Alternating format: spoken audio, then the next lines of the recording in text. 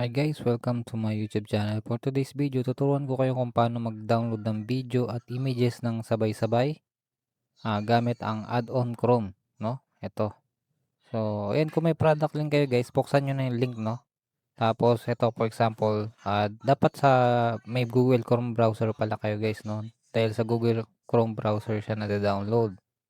So, for example, ito yung product guys na meron siyang video, may mga images siya. Gusto niya siyang gusto niya siyang i-download, no?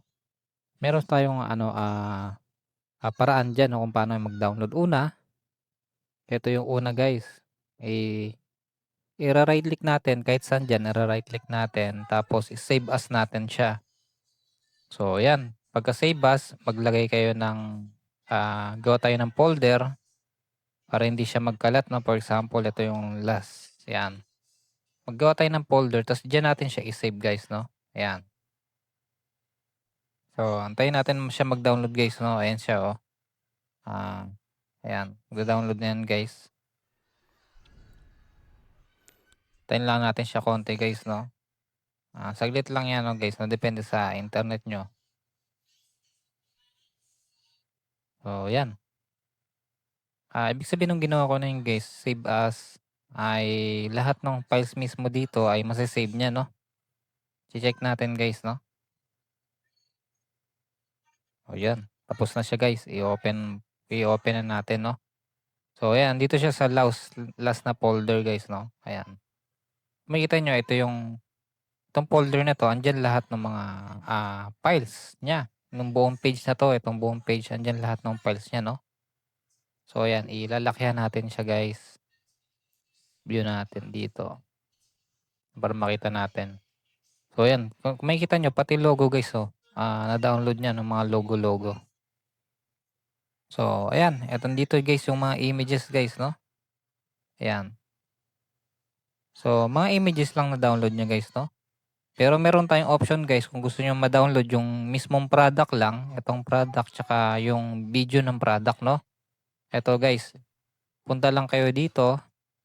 Tapos, ibibigay ko na lang sa description yung link, 'no. Itong last, Lazada Save, download product and image, video.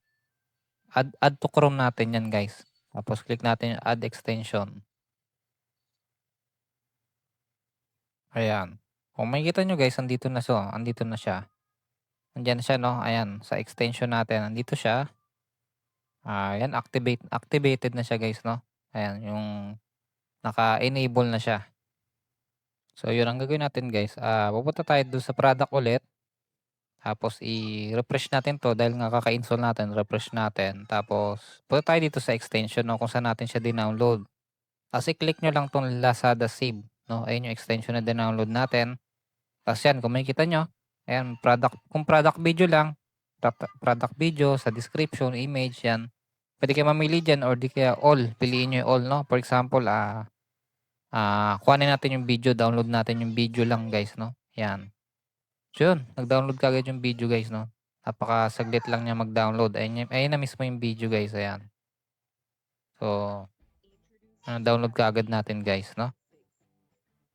So yun, kung gusto niyo naman ano, lahat, puwede naman lahat, 'no. I-click niyo lang 'tong all. Magda-download na yan lahat guys, 'no, aantayin lang natin. So ayan, kita niyo sabay-sabay nag-download, oh. Ayan guys.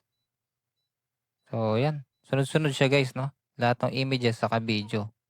So titingnan natin guys kung saan siya napunta. Dito siya napunta sa download guys, 'no, ayan. Sa download siya napunta guys. So yun, ganito na lang guys yung video natin. Sana may natutunan kayo kung paano mag-download sa Lazada ng video saka images gamit yung extension at manual gamit ang Save As. Maraming salamat guys sa panonood.